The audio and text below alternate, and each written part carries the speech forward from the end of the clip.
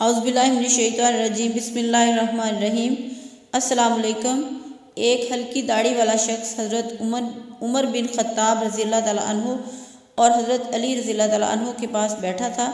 इसकी आंखें अंदर को धंसी हुई थीं और ज़ुबान ज़िक्र व तस्बीह में मशगूल थी। हज़रत उमर रज़ियल्लाहु तआला अन्हु ने इससे पूछा कि आपने सुबह किस हाल में की? उस आदमी ने अजीब अंदाज से जवाब दिया कि मैंने इस हाल में सुबह की कि फ़ितना को पसंद करता हूँ और हक बात से कराहत करता हूँ और बग़ैर वज़ू के नमाज़ पढ़ता हूँ और मेरे लिए ज़मीन पर हर वो चीज़ है जो आसमान पर अल्लाह के लिए नहीं है।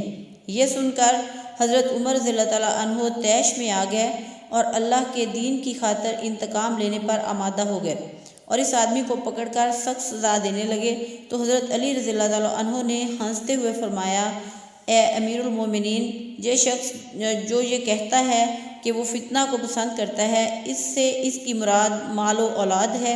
जैसा कि अल्लाह ताला ने इस फरमान में माल व औलाद को फितना कहा गया है, इन्नमा अम्वालुकुम व औलादुकुम फितनातुन, और हक़ को नापसंद करता है, इससे मुराद मौत की नापसंदीदगी है।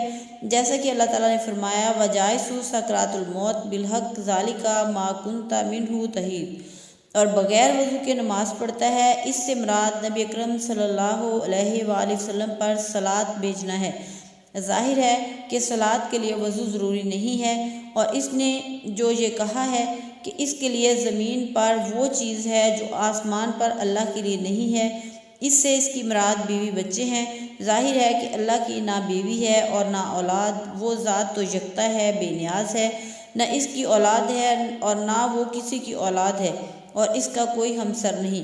हज़रत उमर बिन ख़त्ताब रज़ियल्लाहु तआला अन्हु का चेहरा खुशी से दमक उठा और होंठों पर मुस्कुराहट फैल गई और खुशी से झूमते हुए फरमाया, वो जगह बुरी है, यहाँ अबुल हसन ना हो, यानी अली बिन अबी तालिब रज़ियल्लाहु तआला अन्हु।